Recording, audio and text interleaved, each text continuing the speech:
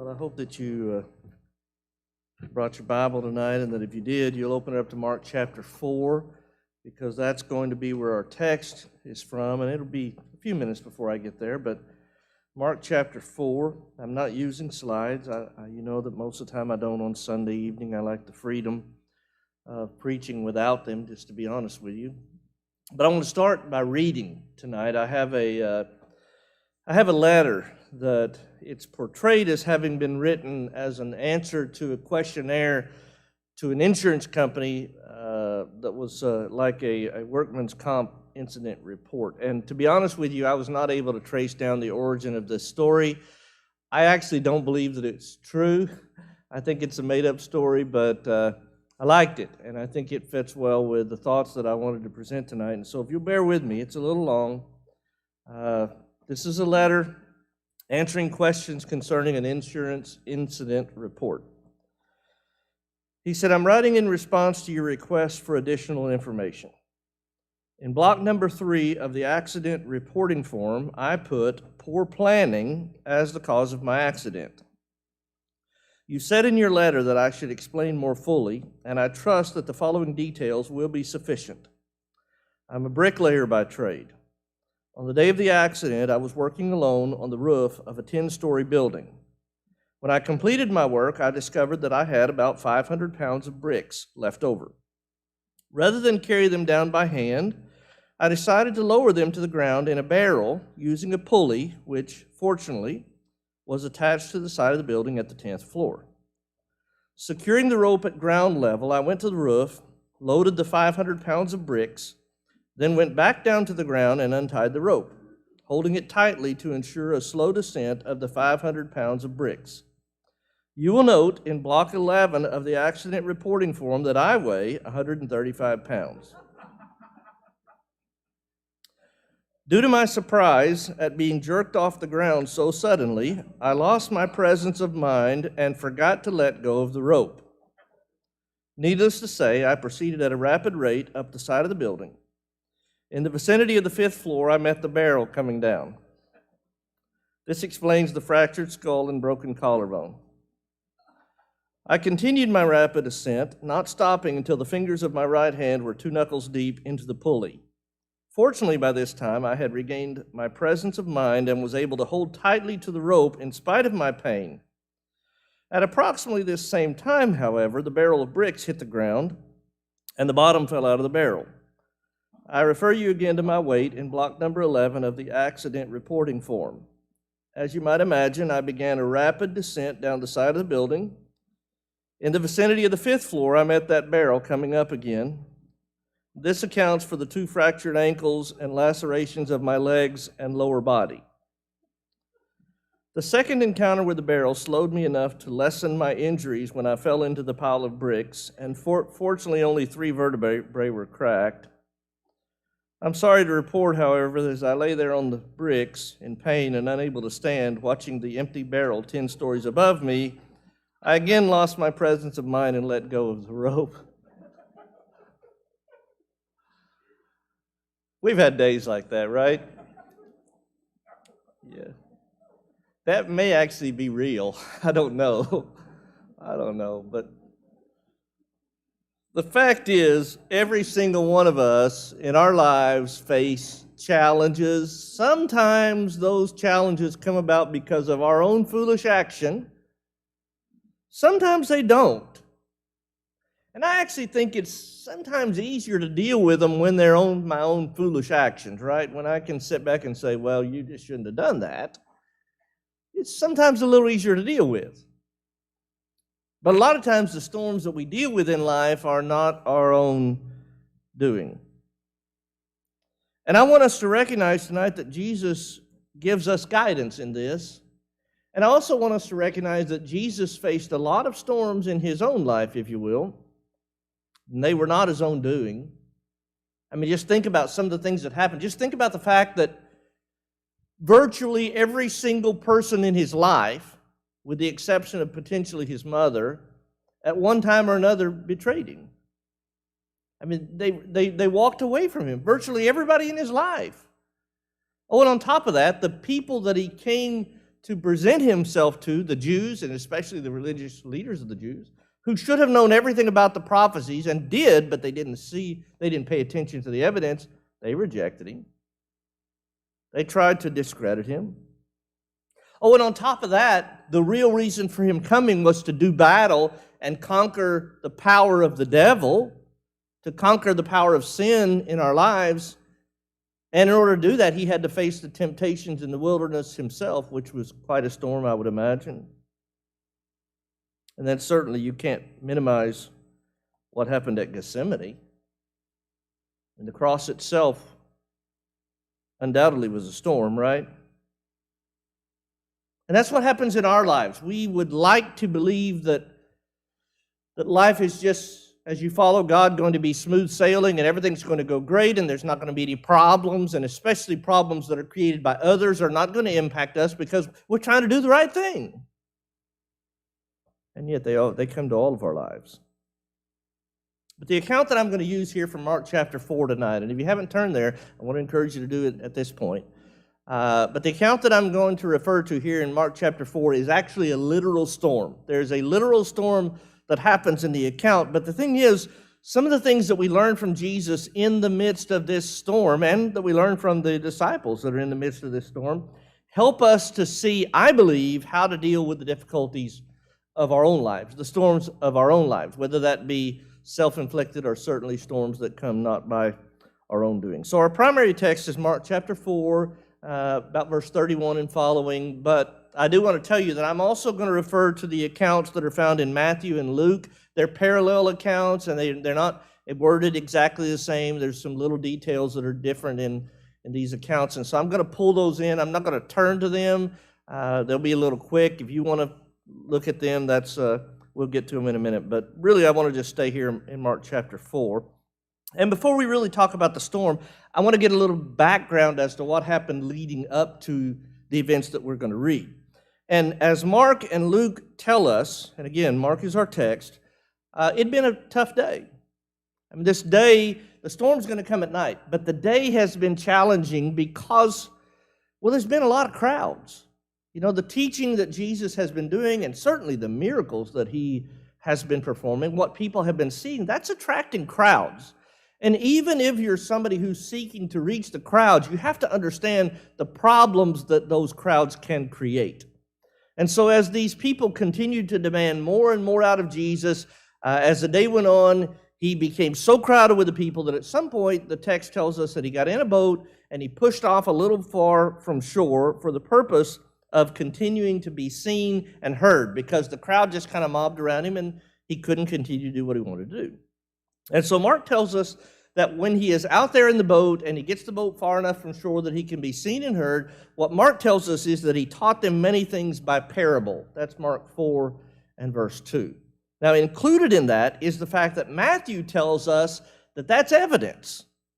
You know, he tells us that the psalmist in Psalm 78, he quotes Psalm 78 in Matthew chapter 13, he quotes the psalmist by saying that Jesus, the Messiah, the one who would be coming as evidence that he is the Son of God, would teach a specific way. In fact, what he says is, he says, I will open my mouth in parables, I will utter things which have been kept secret from the foundation of the world. So this simple event, in this incredibly crowded and busy day, of a style of teaching is evidence that people ought to see to tell them, once again, who this Jesus is. One of the parables that he tells is the parable of the sower. And Mark and Luke tell us that, well, the disciples didn't get it. They didn't understand. They listened to him teach. They listened to what he had to say, but they just didn't understand the point that he was making. And so they asked him, explain this parable to us. And the text tells us that he's frustrated with that. In Mark chapter 4 and verse 13, Mark has Jesus saying, do you not understand this parable? How then will you understand all parables? So I'm trying to build this up for you. Jesus has this crowd that is around him all day long, so much pressure from the people, always wanting something, always needing something. He's tired. He has pushed out in this boat now, and he's been teaching, and even those closest to him just don't get it. They don't understand. He's got to be discouraged. He's got to be frustrated. But even doing that in his patience, verse 34 of Mark 4 tells us that when they were alone, he explained all things to his disciples. It's just more reason to be tired, right? He preached. He answered questions. He continued to teach. He warned them. He taught them some more. He's got to be tired. So at this point, it's getting late in the evening, and he turns to his disciples in Mark chapter 4, verse 35, and he makes a simple statement, and that statement is, let us cross over to the other side. And there's a reason for that.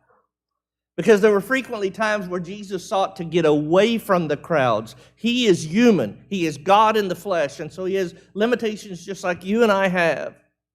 And all of this stress and all of this pressure and all of this exhaustion, there were frequently times where he sought to get away from the crowds, spend time with his Father, or spend time with the 12. So he tells them on this occasion, let's just go to the other side. That's got to be easier than going back to the shore where the crowds are, right? But we're also told that they're still not alone.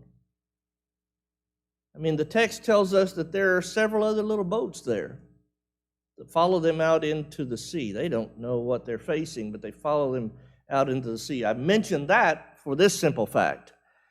They were eyewitnesses to what we're about to read. There were other people who experienced what we're about to read that aren't really recorded what happened to them or what was the result of it, but there were people who saw it. Now let's go to the text. Mark chapter 4, let's read verse 37.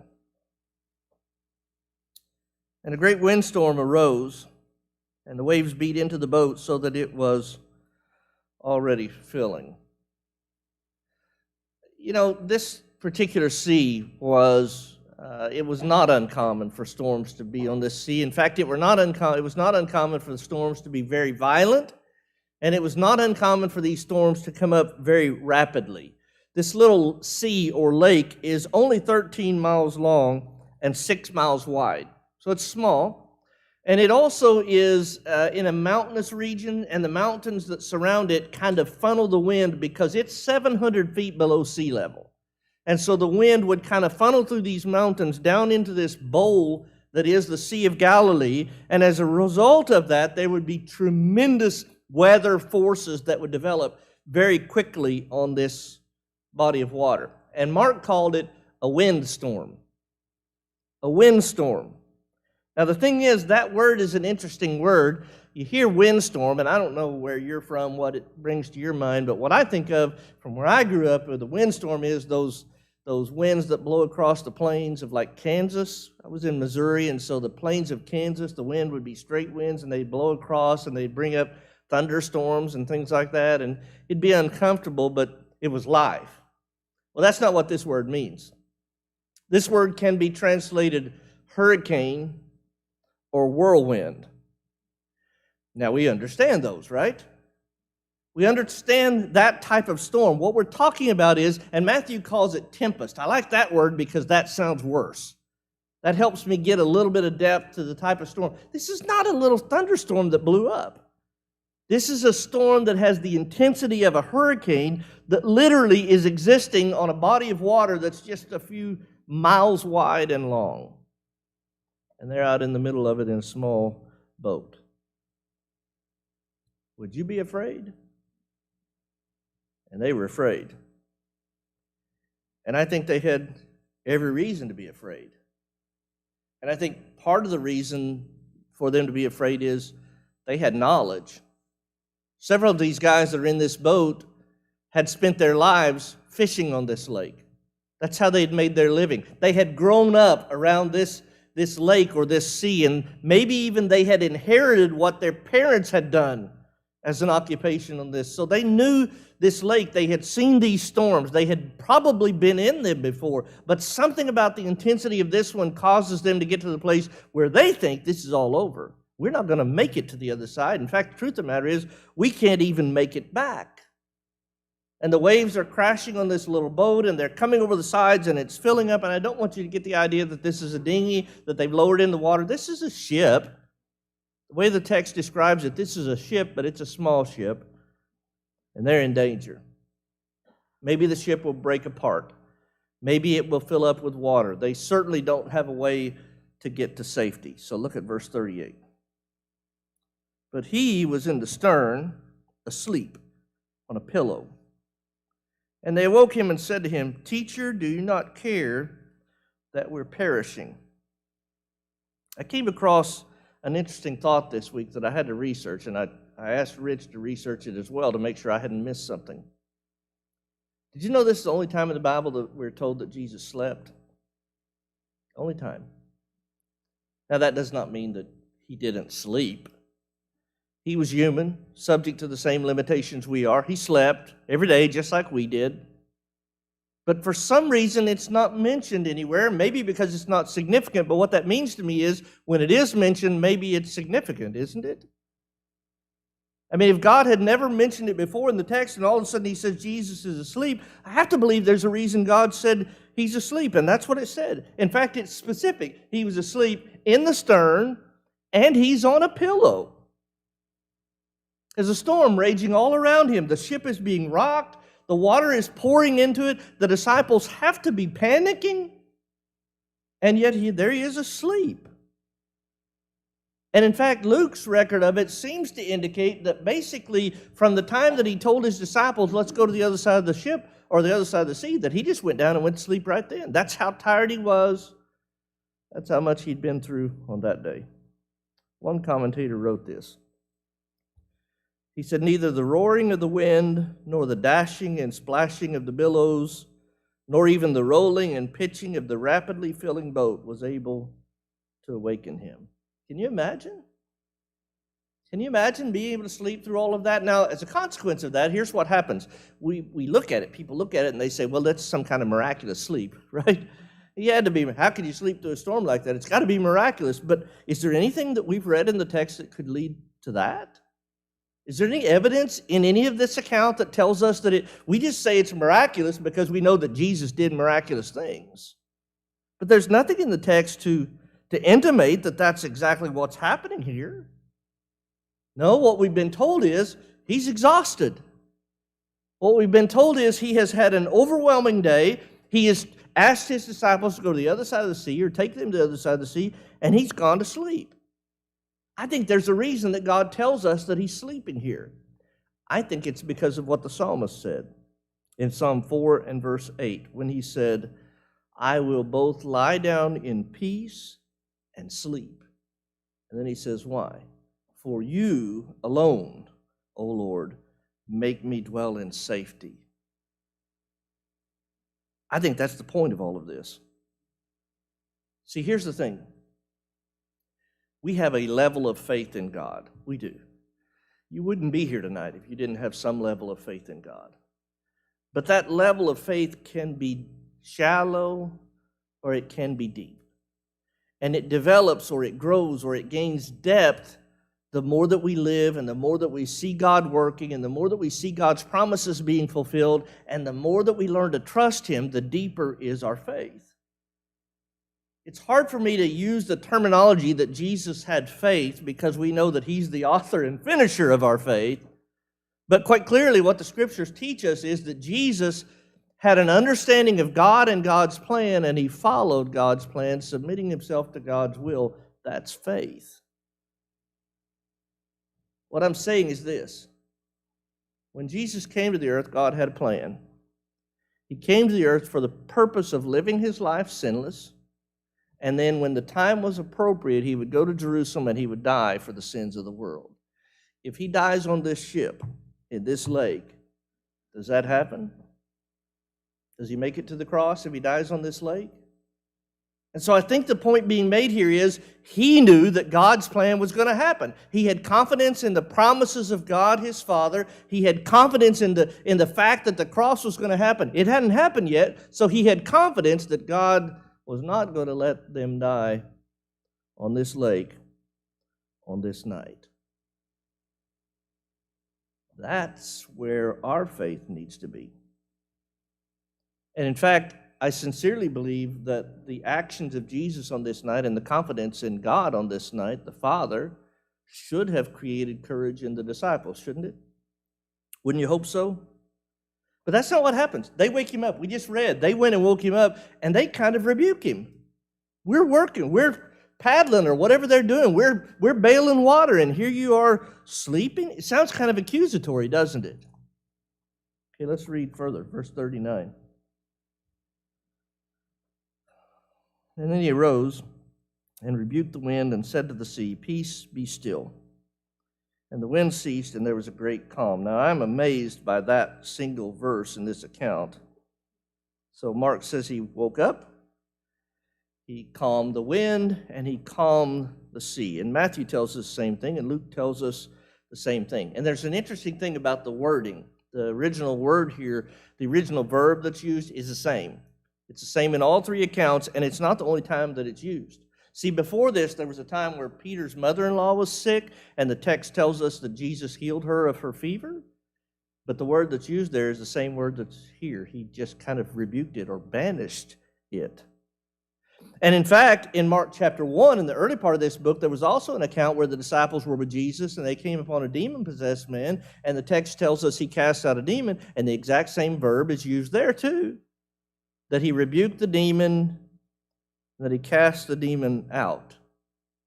And the reason I'm using that is because I think that it's significant. What it means is, he has the exact same power over the sickness of Peter's mother-in-law. He has the exact same power over the demons that had possessed the man, and he has the exact same power over the elements of nature, which is the wind and the sea. No difference. Are there things in your life that you say, okay, well, I can do this, but that's too far above me. I can't accomplish that. That's too much. Like you say, maybe you want to exercise. You can do 1 push-up, but 1,000, you can't do that. Or at least I can't. But there wasn't a limit to Jesus' power. That's the point. It's the same activity that causes all of these things to happen. And I think there's a truth being presented here about the power of God. And I think the fact that Jesus knew about it is why he could sleep in the boat when the rest of us who are in the boat, the disciples in this case, but it would have been us as well, are panicking in fear. Now I want to tell you what it looks like. Several of you were here in 2004 and 2005, right? When Hurricane Francis, Jean, and Wilma all came across, and it all came across right here. You remember that? Yeah. And you remember we actually were in the direct impact zone, which means the eye came over. I don't know what it was like at your house, but I know at my house, I went outside. I know that I shouldn't say that because then somebody's going to do it and blame it on me. And the Weather Channel always tells you not to do that. I did it. I went outside in the middle of the eye, and here's what I found. Incredibly calm. Did you do that? I mean, there's no crickets, there's no birds, there's no grass is not moving. The wind is absolutely calm. So I understand how 1 minute the wind can be blowing so intently, and the next minute it can be gone. What I can't understand is a man doing that, but I know it can happen, right? But here's a deeper question than that. What about the waves? You think when the eye comes over and the wind dies down that the waves just become calm right there? Doesn't work that way, does it? Once you stir up the seas, they don't calm down when the wind stops blowing. It takes time. So what we're being given is information not only that, because people can argue this, they don't want to believe in the miracles of Jesus, and so they say, well, Mark's talking about a hurricane. They were probably just in the eye during this time, except for the fact that the sea was calm. That's power, isn't it? One commentator said this. He said, generally, as is well known, after the winds have perceptibly diminished, the billows will continue to roll for a while, surging and subsiding as if unwilling to follow the example of the now subdued air currents above them. But in this instance, the winds and waves synchronize in the sublime symphony of solemn silence. That was a fancy way to say Jesus is powerful, isn't he? All right, go back to the text again. I want to read 40 and 41. But he said to them, that's not the winds and waves, that's the disciples. Why are you so fearful? How is it that you have no faith? And they feared exceedingly and said to one another, who can this be that even the wind and the sea obey him? This is one of those occasions where I think a lot was said in just a few words. He exposed their faithlessness. He didn't say you shouldn't be afraid. He said, where's your faith? I think that's significant because of this. Every one of us will be afraid from time to time. There are things that cause us to be afraid. What we cannot do is stop trusting in God and continuing to walk in our fears. What happened with the disciples at this time is they were so afraid of the wind and the waves, they quit looking at the one who was in the boat with them. And that's because this was their storm. See, they were supposed to see when Jesus heals Peter's mother-in-law that he has power. They were supposed to see when he cast the demon out of this man that he has power. That's all supposed to develop their faith. But the problem with it is that's somebody else's storm. It is so easy for us to tell people when somebody's going through their own personal storm, it's so easy to say, you just need to turn that over to God because that's your storm. But when it's my storm, well, you just don't understand. It's always harder for me, right? This was their storm. So they didn't recognize it. All those things that were supposed to tell them he's deity, and they're afraid. Oh, and by the way, their fear changed here. Did you see it? Did you see how it changed? It wasn't that it was a different fear. It's that it changed the object. You know, before they're all afraid for the storm, and they're bailing water and doing everything they can to stay alive. And now all of a sudden Jesus wakes up, and he calms the wind, and he calms the sea, and you start to think, well, if I'm there, I'm going to say, wow, I'll do anything for this guy. That's not what they did. Now they're afraid of him. Who is this? Who is this? What do you mean, who is this? Wasn't all of this supposed to tell them that he's the Son of God? Weren't they already supposed to know this? And if they hadn't known it before, shouldn't this have told them? How many of these guys do you think had been out on their ships fishing on this lake when these storms had come up and they didn't calm the storm? Yeah, he's different. He's Lord. And that's why I wanted to go through the account this week. Because I think that we face storms, and as long as it's somebody else's storm, it's easy for us to say, he's Lord, God can handle it. But it's not so easy to do that when it's ours. It's always easy to trust him in somebody else's storm. But here's the thing. You and I are human. We're human. We're going to have limitations, and we're going to have fears. But the thing is, one of the best ways to handle fear is to know when to be afraid and to know why to be afraid. Because if you learn those things, then you can learn to trust the one who tells us in Philippians chapter 4, verses 6 and 7, that there is a peace of God that passeth all understanding. And those of you who have been here very long, you know why it is that I quote from the old King James in that passage, and that uses the word passeth. Because the original language there of that word passes is something that means it happens and keeps happening. The point is, I can live my life in peace in the midst of the turmoil that's around me in my life because of the one who offers a peace that it's not explainable. I can't explain it to you. You're going through a trial in your life, and your life is in chaos as a result of it, and I can tell you God can give you peace, but I can't explain that. I can just tell you that if you trust in him, you'll get there. Even in some of life's most horrendous moments, you can get there. But the only way you can get there is to know who he is and to trust him enough to give him your problems and quit carrying them and quit worrying about them and quit just running them over and over and over again in your mind. Because here's the thing. Do you think that God knows what you're dealing with?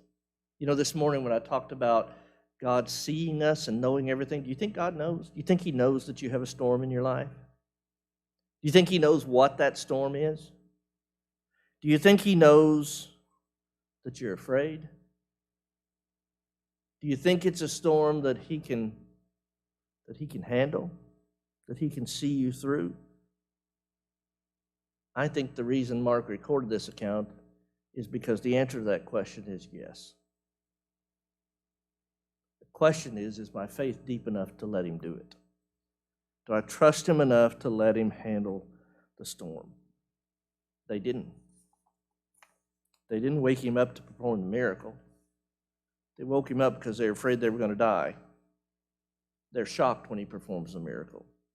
I'm saying, let's develop our faith more than that. Let's pray. Let's give him our storms. Let's believe that he can do something about it. May not be our way, may not be in our time, but it'll always be his. So here's the way I want to close this. If you're here tonight and you're not a Christian, this lesson hasn't really been designed to tell you, about your responsibility to turn to God. The lesson hasn't been designed to tell you how, though every lesson I preach ends with how. No, this lesson's been designed to help us realize that every single one of us will face storms in life, and we all know that we do.